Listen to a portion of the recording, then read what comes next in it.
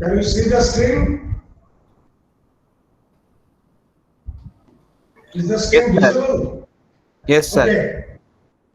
So as you know that as per the directive of NBO, for every program, say UG CSE program, we have the program outcomes, and for every subject that we say course, we have the course outcomes. So these individual course outcomes will be contributing towards the program outcome. And there is some measurement kind of thing based on the exams or feedbacks that how far we have achieved the outcomes. So as a part of this subject, the database management systems, we have 5 outcomes as you see, CO1, course outcome 1 on the theory paper. Understand the fundamental concepts of DBMS and relational model. Basically, we will be talking about the relational database management system, which is based on the relational model. So we'll have to understand the fundamental concepts of DBMS and relational model. That is the first outcome. Next one, we'll have to go for designing the database. So major focus is on that. Represent the database using entity relation model, ER model or ER diagram, and design the database. So we capture the need from the for the particular system, capture the requirement, we represent the things using the model. It's a visual model, entity relation diagram, and after that, based on that, we go for the design, the database design part. That is the outcome 2. Third outcome is also related with the design. That is, we have to understand the functional dependency. We see that there are different types of constraints and functional dependency. That is the basics for designing the database. So based on the ER diagram, we go for preliminary design of the database, and that will be further refined through some formal methodology based on functional dependency. So understand the functional dependency and normalize the database. Next one, once we have designed the database, we should learn how to work with the database, interaction with the database. So that is the fourth outcome, interact with database using SQL, PLSQL, Trigger. So those are the things. And then the last one, that we'll see that database management system, it performs a lot of background job for us. Some of the things you have studied, some of the problems you have studied in the last semester in the operating system.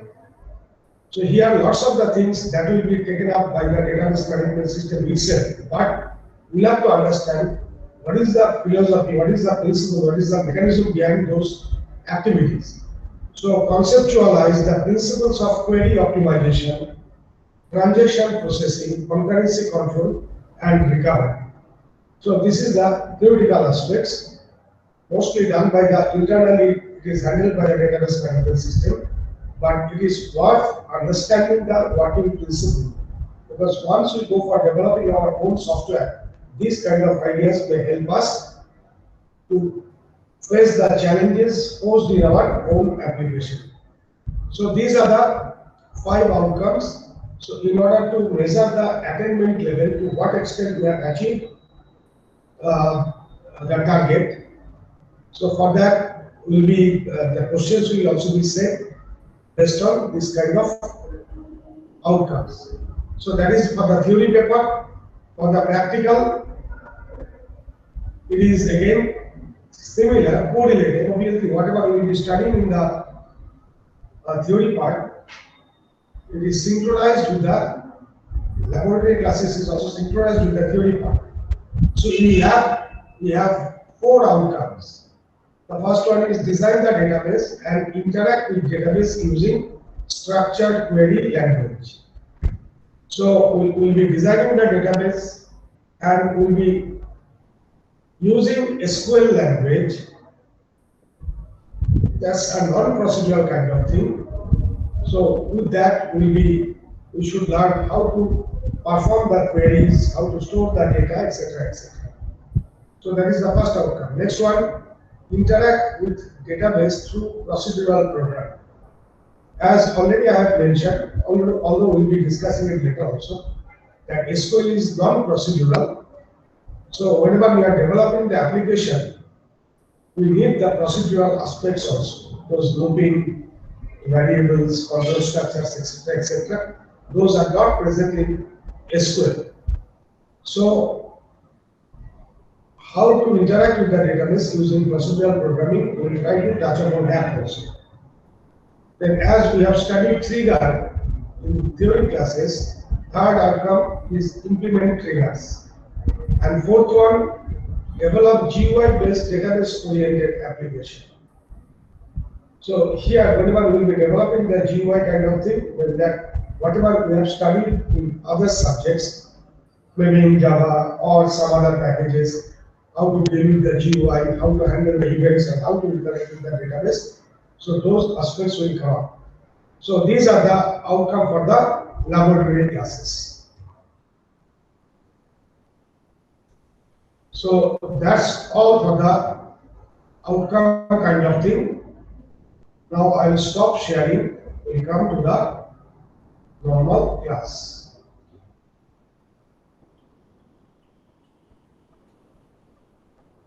Okay. Hope the board is visible, right? Yes, sir. Okay.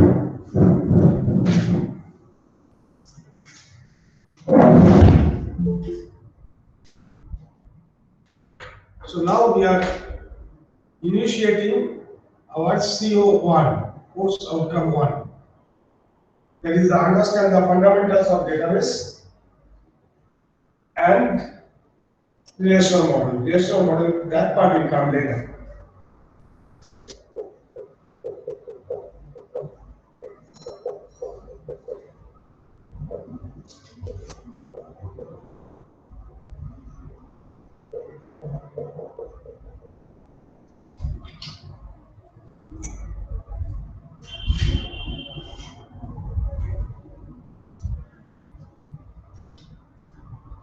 So see, there are two parts. One is the database and then the management system.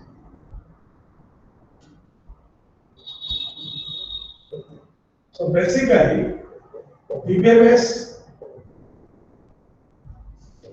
is a collection of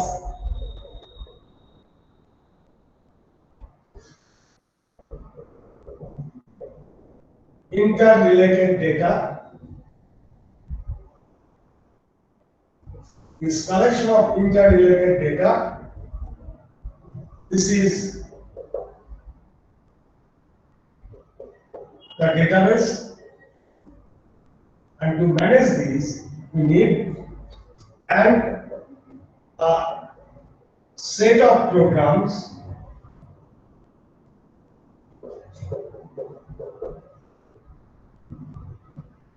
to interact with the database.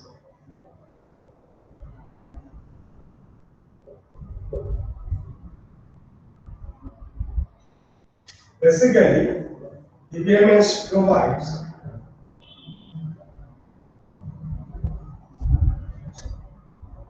an efficient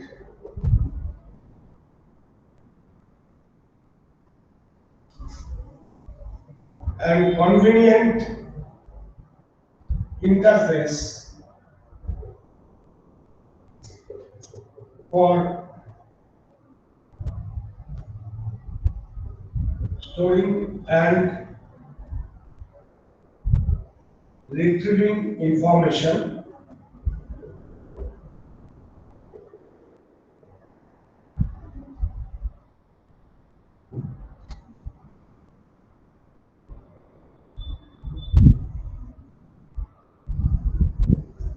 to or from database.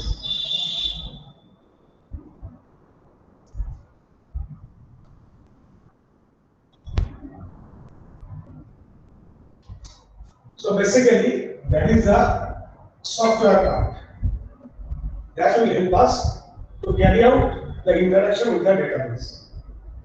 Now see, We know that data stored in secondary storage. Basically, that is the only way of permanent storage of data.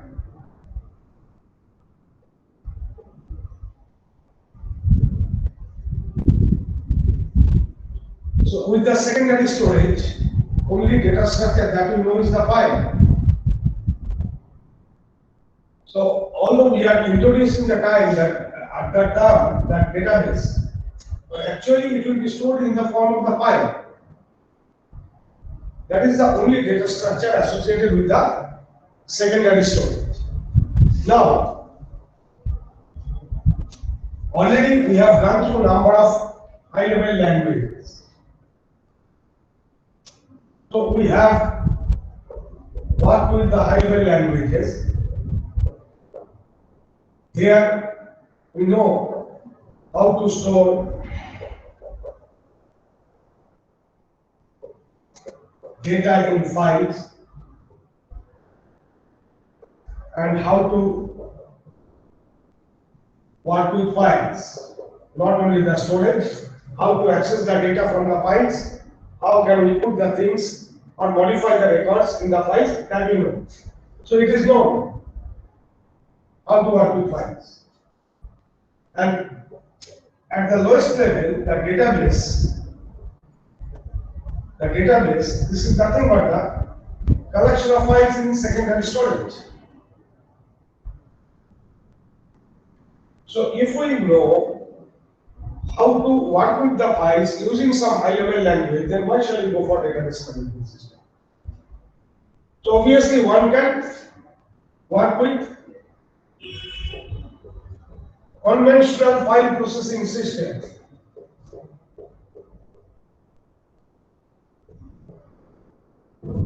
Using certain high-level language. I want to store the student information, employee information, so that can be stored into certain files, one or more files, using some language, say C or C++, or say some other languages. So we can work with those files. Then why shall we go for database management systems? See, it is in the 90s only when the database management system became very popular.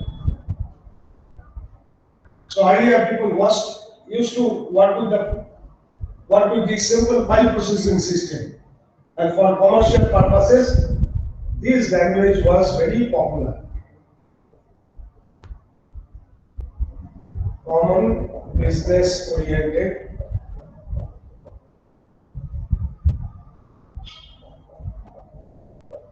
language. Till mid-90s, it was part of the curriculum.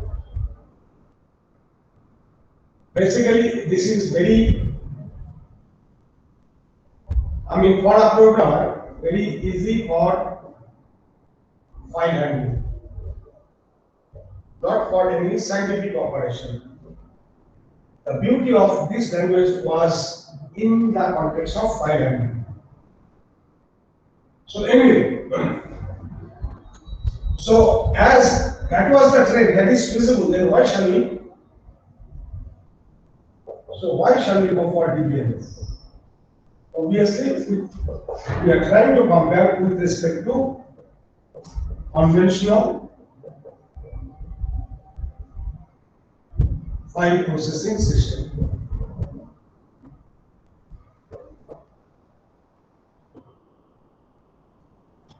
So there are a number of reasons.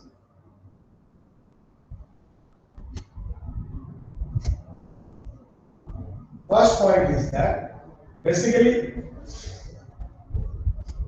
there are lots of difficulties.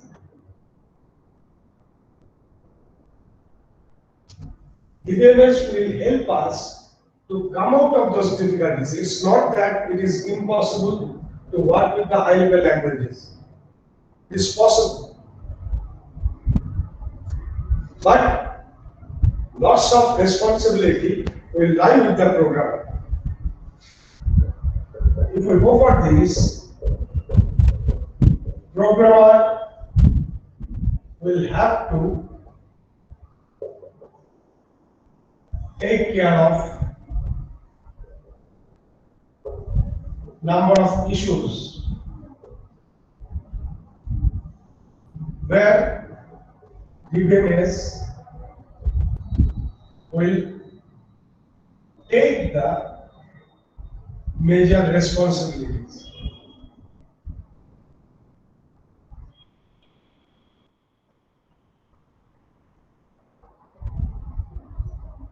So as a result, less burden on programmer. So it's not that it is impossible to work with the high level languages.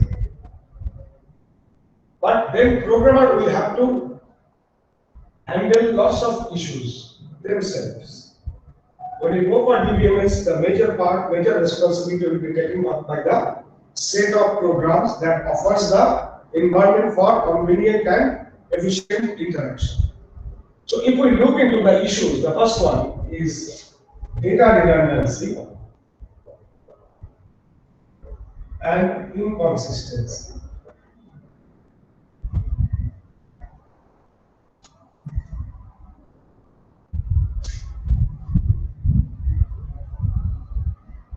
Data redundancy means unnecessary data is there. So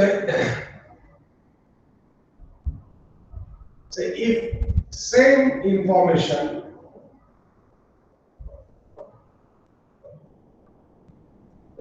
is kept, now if I put if multiple copies of same information is kept, then it's redundant.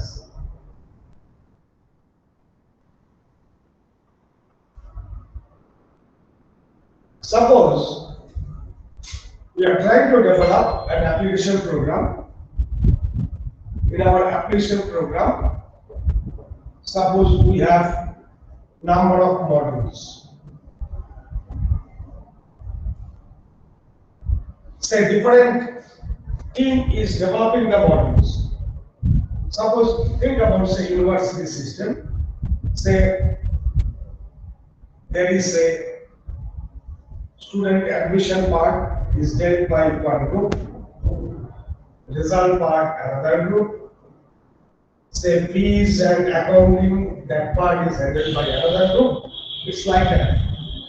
Say this group will also deal with the student information. They will also have to record the student information, and the accounts department, they will also deal with student information. Now this team or this module, between the modules, there will be sharing. So sharing info across the module.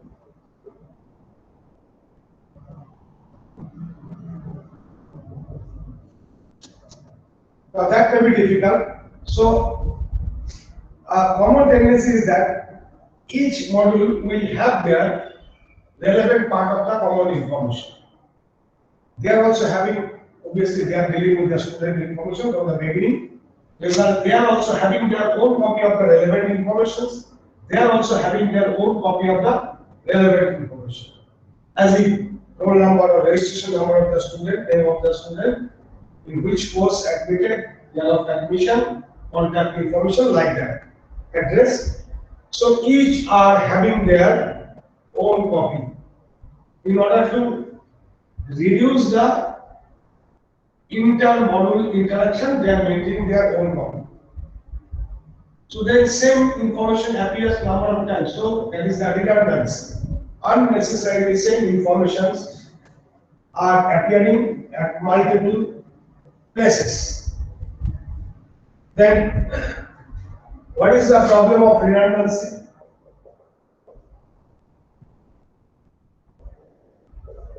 it means wastage of space.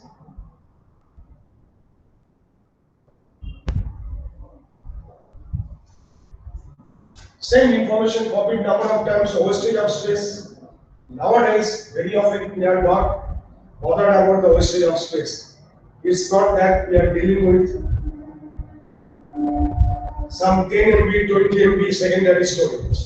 We are talking about more than terabyte, right?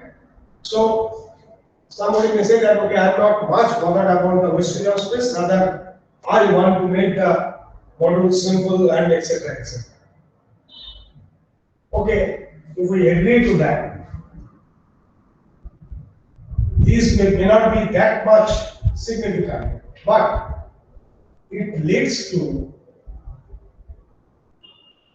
inconsistency.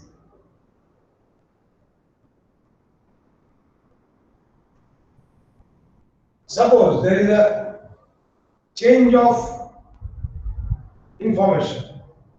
Say a student is taking, say, readmission. So roll number is getting changed. So if it is not updated everywhere, so your Joule section, they will see that your roll number is old. And during your form fill up, you cannot find yourself by your new roll number. So they are not matching. See, your contact number is getting changed. Admission section, they have one contact number. Result sections are announced, they are having something else. So the data, the multiple copies, those are not matching. So if multiple copies of same data exist and they are not updated,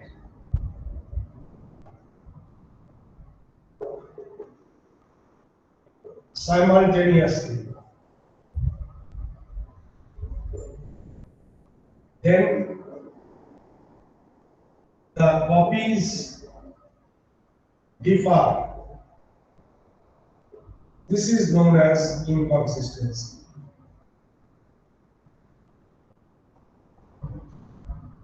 So it becomes difficult to understand then which one is correct. So if we allow redundancy in our system, then we'll have to remember whenever one copy is updated, all the copies have to be updated. There may be other form of redundancy. Suppose in a semester you have 5 marks, marks 1, 2, 3, 4, 5, and we are also keeping total.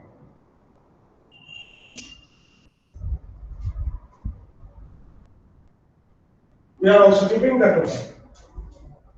So we know that total is dependent on these.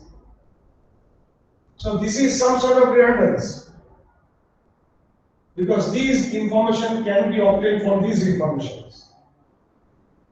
So this may not be stored. Right? But still, we may allow this redundancy. Say very often we want to find out, given a role, what is the total score. So for thousands of students, if all the time we have to go on finding all the marks and adding, in order to get rid of that, we may allow this kind of redundancy, because this is a frequent requirement. So in order to maintain the speed and performance, we allow this redundancy. Sometimes this may happen also. Then see, we have to take care that whenever any of these are getting changed, we have to reflect the change here also. Otherwise, after review, your marks in a particular subject is getting changed, but the total is remaining the old value. It is retaining the old value. So sometimes you may allow the redundancy for different reasons, but see, along with the redundancy, we have the responsibilities. Right?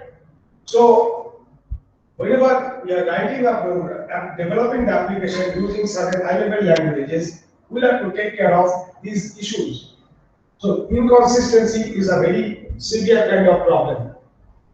In case of database management system, we see that sharing the information, sharing the files, sharing the data is not that easy. So there is no need to keep the multiple copies. And even if we keep, we can take the research. Normally, the database management systems provide the construct so that whenever any of the marks is getting changed, our total score will also be changed. We can take the help of the construct like figure. You can define that whenever there is any change in any of the marks, the total will also be modified. So anyway, so otherwise, if I develop the application, wherever there is a possibility that the marks will be changed, we'll have to simultaneously take care that total is also getting updated. Or whenever the contact information of a student is changed, the developer of the application must be aware. What are the other places where these informations are to be transferred? These are very critical because developing once a particular system is okay, fine, but maintaining this correlation, what related? If I make changes here, where else we'll have to make the changes? If the requirement comes later, then handling those requirements, keeping all these dependencies intact, that becomes a burden of the program. In case of database management system, we see that it will be because of certain constructs, these are pretty easy. So that is one aspect.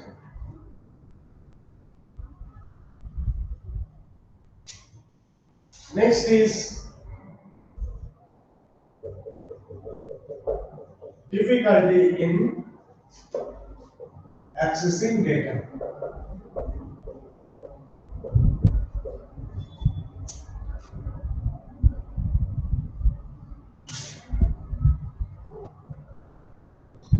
See what happens whenever we are going for any file processing system, conventional file processing system. We write the programs.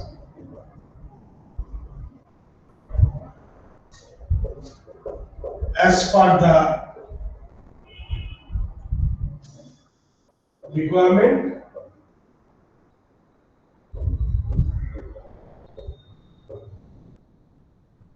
to retrieve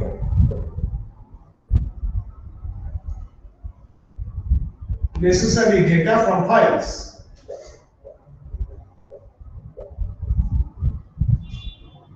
Now suppose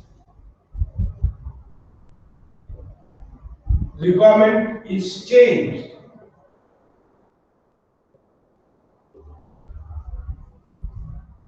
Suppose we have the result file storing say roll and total score. We have written a program to find out how many have obtained more than greater than equals to 80%. Okay, fine. Now suppose it is changed. I want to find out how many have obtained greater than equals to 60%. You may say that I will make this a parameter. Say m. I will ask for the m, whether this is 80 or 60. So the same program will be run. Fine. Suppose now I want that. So we have a parameterized code that will give me students getting more than certain percentage. Okay, fine. Suppose we have here roll and say individual subject score also, sub 1, sub 2, etc. Suppose I want to find out now the criteria is changed that what the students obtain greater than equals to 50 in all subjects and aggregate greater than equals to 80%. Now see, if the earlier the program was to find out how many students have or what the students with total aggregate more than certain value, that program will not work here. Our criteria is changed, so requirement is changed. So now we may have to modify the code, or sometimes we may have to write a new program also. So if requirement is changed,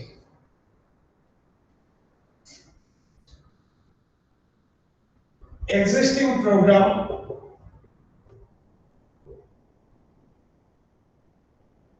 may have to be written, may have to be modified, or new program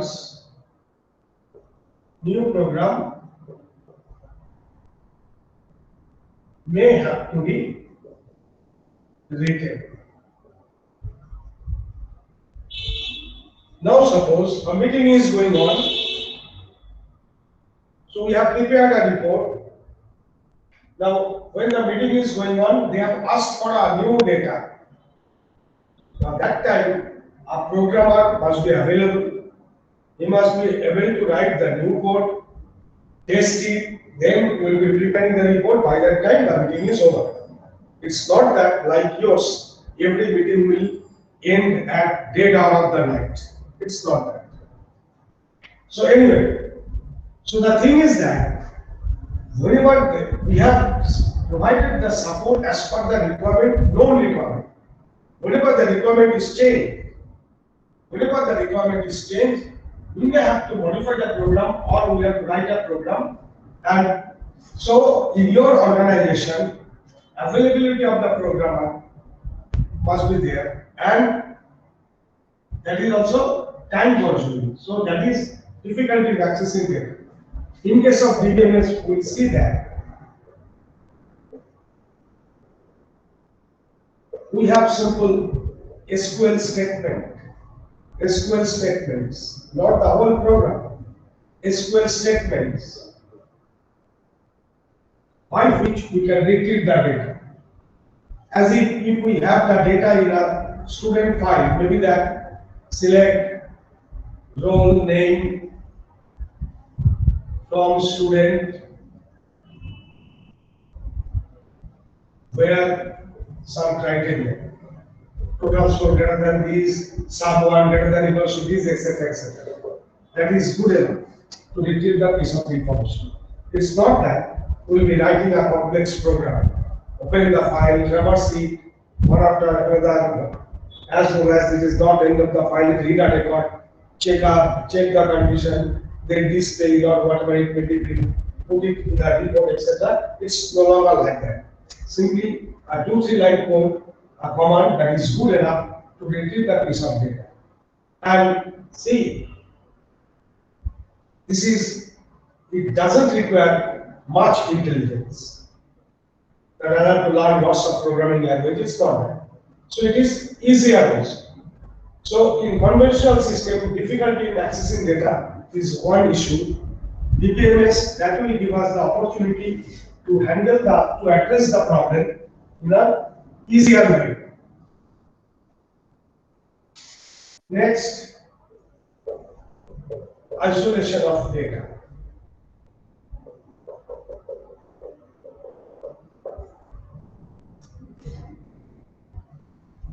Suppose we have the student file having general information like role, name, date of birth, address, etc., etc.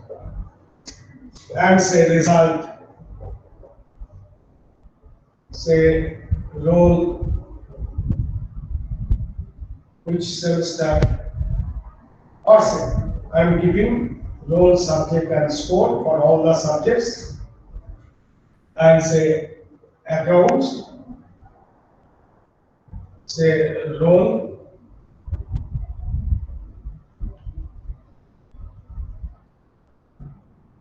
say is paid up to, etc. Other information, amount due, like that. Now suppose I want complete information about the student. So along with these, I have to find out the corresponding all the result informations. So say till now, out of say 5 semesters, say you have appeared for 40 subjects or say 50 subjects, like that. So all those scores I need, and what is your fees payment information. Those things also required. So there will be other information also stored in some other file. So the thing is that it's not that impossible. The thing is that data of an entity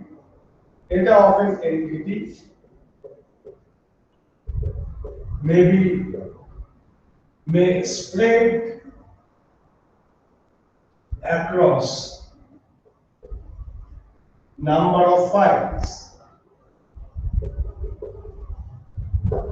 So if we need the complete information, so to get complete information, so those are isolated. To get complete informations,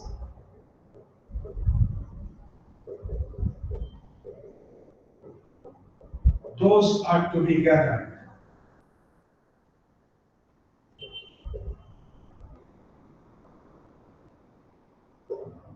So if it is distributed over say number of files, say you know that okay, for every student I have to do. So I have one record for each student here. So take one, for this one, find all the records from here. Again, find all the records based on that role. Then I'm getting the details of one particular student, then go for the next student. Again, for that one, search every record here, take the corresponding ones. So if it is spreading across multiple files, that may be difficult kind of scenario. Here we see that in case of database management system, again, this kind of correlation that find the corresponding information from here and there, those are not very difficult. We'll see in case of database management system because we won't be directly dealing with the files. Think about the earlier system. Say normally, as far as I remember, that in your DOS environment, Windows was not there, that normally at a time we can have at the most 8 files open. Out of these 8 files, 3 were system input file, standard input file, standard output file, and standard error file. So 3 are already gone. Then 5. So I can open only simultaneously at a particular point of time. We can have only 5 files open. So if I need to gather information from a number of places, we have to again take care that at a point of time I cannot have more than 5 files open. With a special setting, we can increase this up to 20. That much. So anyway, we see that in case of database management systems, as programmer, we are not directly dealing with the files. We are going for another level of abstraction. So even if it is distributed over number of units, still for the programmer, it is not that much of difficult to accumulate the information from number of places.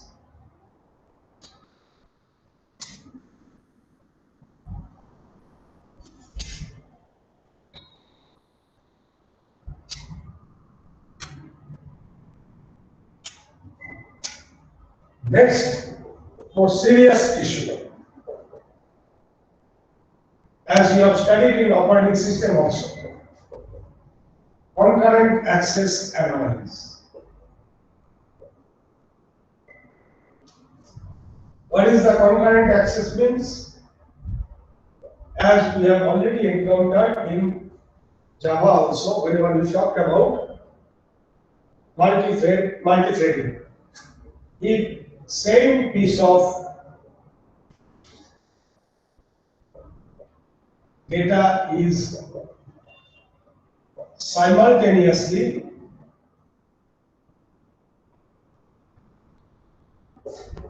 accessed by number of processes or threads. By this time, you are well aware of the difference between the process and thread. So anyway, when I am talking about the process, it may be threads.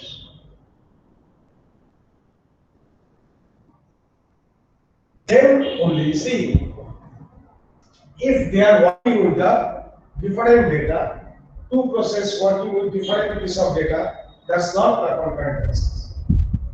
Or a particular data is accessed by two processes at different point of time when the other process is not there. That is also not the concurrent access. Then it is concurrent access.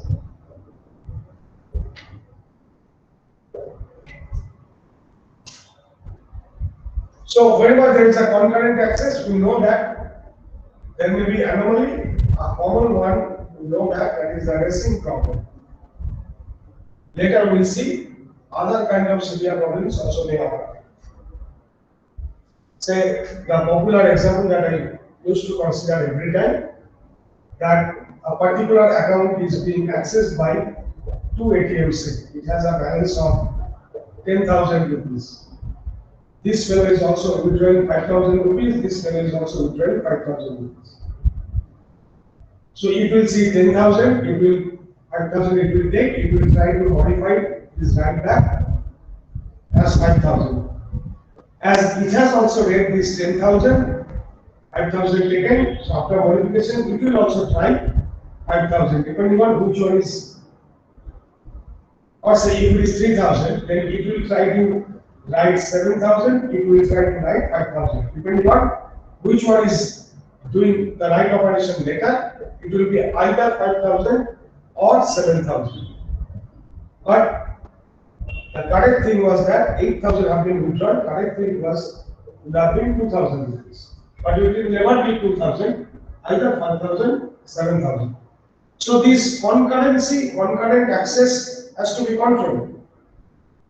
So concurrent access has to be controlled.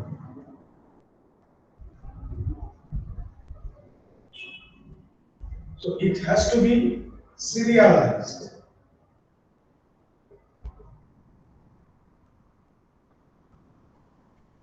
It has to be serialized, one after another. As if this process, if it starts fast, it will make this 10,000 to 5,000. It will write it back. Till then, it will have to wait. Now it is serialized. This one followed by this. So now it will read 5,000 minus, then it will become 2,000. Or if it starts earlier, it will first make it 7,000, then it will read this value, this one followed by this. It will make this one 2,000, that will be written back. So final outcome is same. So it has to be serialized. That already you have studied in OS, that as programmer, if we are developing the application using high-level language, then obviously I have to understand the concept of semaphore. I have to go for a serialization, those mutual exclusion kind of thing. Whenever you are acquiring the log, you are releasing, etc., etc. This is your wait signal and those kind of things. You will have to know, and the programmer will have to implement these. So whenever the programmer finds that, now see, this is more important. What are the point of contention? What are the point of contention? That at which point of time I must implement these concurrency control, this mutual exclusion. Maybe that the programmer is aware of this wait signal, semaphore and all this. But identifying in my code what are the points where I need to take care of this concurrency control, that is much more important. Whenever it is so that I am working with a data that may also be shared by others, at every such point we have to go for this concurrency control. Now blindly, if we go for this concurrency control, blindly, every time we are going for this wait signal kind of scenario, then see, if there are multiple processes, they will just read the value, they are not going to modify the value. Then also unnecessarily they will be serialized. That already you have seen. Two processes, they want to know what is the balance of this particular account. Nobody will modify.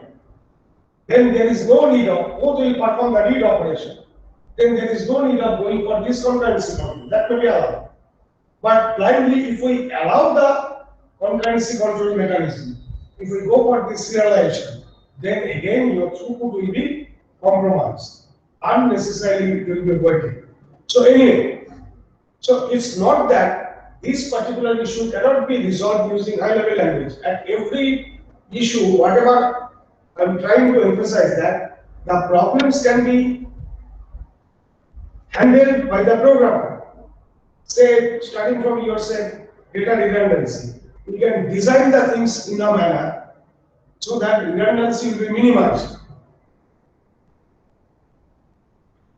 Whenever there is a change in the requirement, okay, we have the manpower, we will be developing the new code. Fine. If data is spread over multiple files, okay, we can write the programs to read the relevant or connected information from the different files. If there is a possibility of concurrent access, we know how to write the programs involving snuff. But who is taking the burden? The programmer. All the time, it will have to identify what are the sources that may give rise to certain issues. And at those points, every time, that programmer will have to take the measures. So lots of responsibilities lie with the programmer. In case of DBMS, see this concurrent access, this part, this will be automatically handled by the database management system. That will be covering under the last course outcome. Try to remember. That conceptualize the principles of query optimization, transaction processing. This will come as a part of the transaction processing and other issues like that. Maybe that we have explicitly said about concurrency also. So anyway, this is one issue that takes lots of expertise. Whenever we are developing the application using high-level language in conventional file processing system, in DBMS, database management system itself will be handling this particular issue. Normally, if we don't need a special kind of situation, as programmer, we won't be doing anything to control the concurrency. That will be handled by the database management system itself. Now,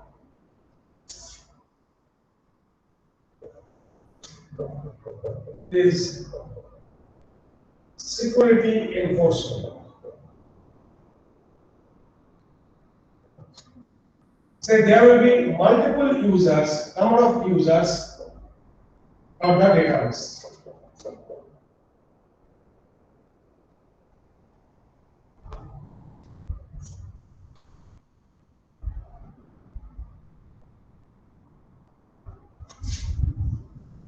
So it may be that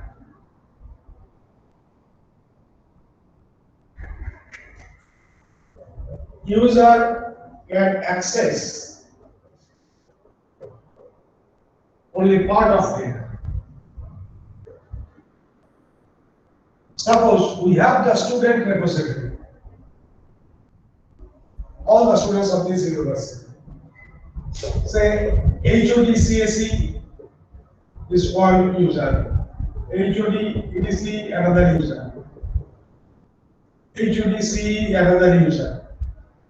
So HOD CSE can work with only the CSE student. HOD ETC can work with only the ETC students. Similarly, for civil HOD can work with only civil engineering students. So there will be number of users, but any user cannot access any piece of data. So security has to be enforced. So see, one may say, I can deal with the file-based systems also. I will create a file for CSE department students. I will grant permission only for HODCs. Similarly, for ETC file, we will be granting permission for HODCs. It's like that.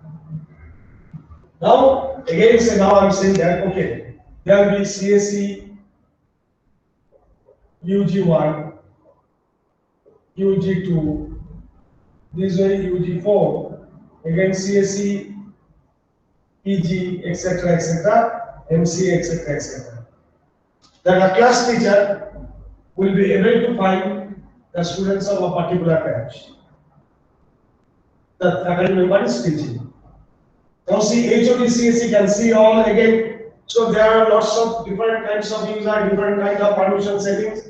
Okay, we can handle this even in the conventional file processing system. But programmer is being burdened. We see that DBMS enforces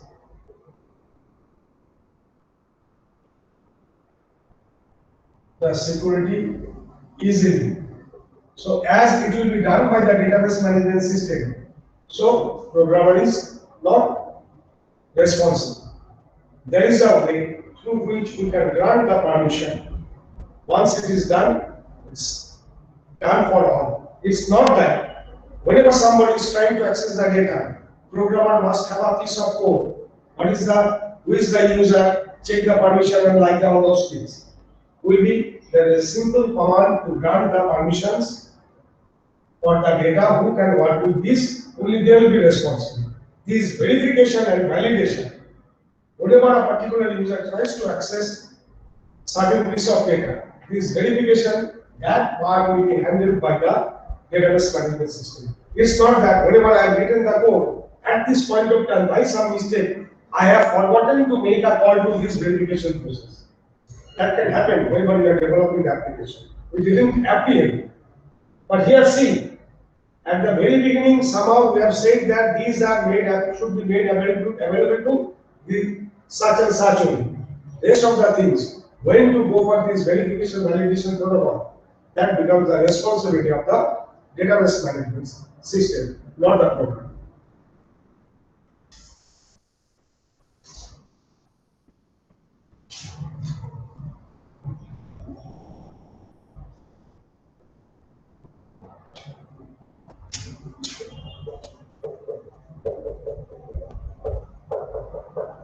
Integrative problem.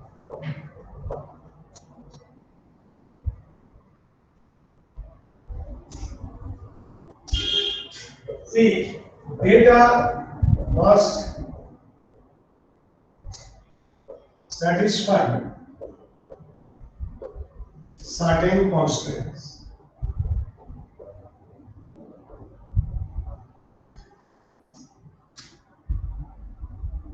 Say, so many times I have put you into the troubles during the object-oriented courses, sometimes writing like these, design the system for some student-related activities. Each student has role within bracket I've said unit, then name, etc., etc. We should be able to store the data, and I expected that as I have written here unit. So your store function must call a method like check exists or not with the roll number. And you have missed it and you have got the scoring. And your marks were deducted, right? So see, here we will see this. So this is a constraint, this is a condition that the data must satisfy. Here we will see whenever we will be designing the database, we will be specifying by some means that this has to be unique. Rest of the things, whenever I am storing the data, whether this is existing or not, that will be done by the database management system. And again, sometimes when we say we are storing, say, the account information, that account number, etc., etc., and what is the balance. If I say that the balance cannot be negative, for you it cannot be negative, for the industrialist it is always negative. We will not pay back. So anyway, so now see, whenever we are going for this updation, Here, every time we have to check. Here we see that we can specify a constraint on these that it will be greater than or equals to 0 by some means. And rest of the things, whenever we are adding the record or we are modifying the record, etc., etc., DBMS will automatically check. So, DBMS provides constructs for specifying the constraints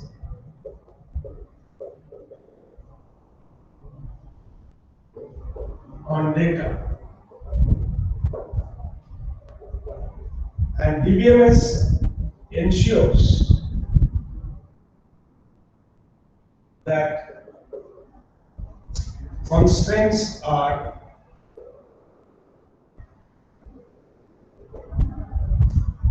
not violated.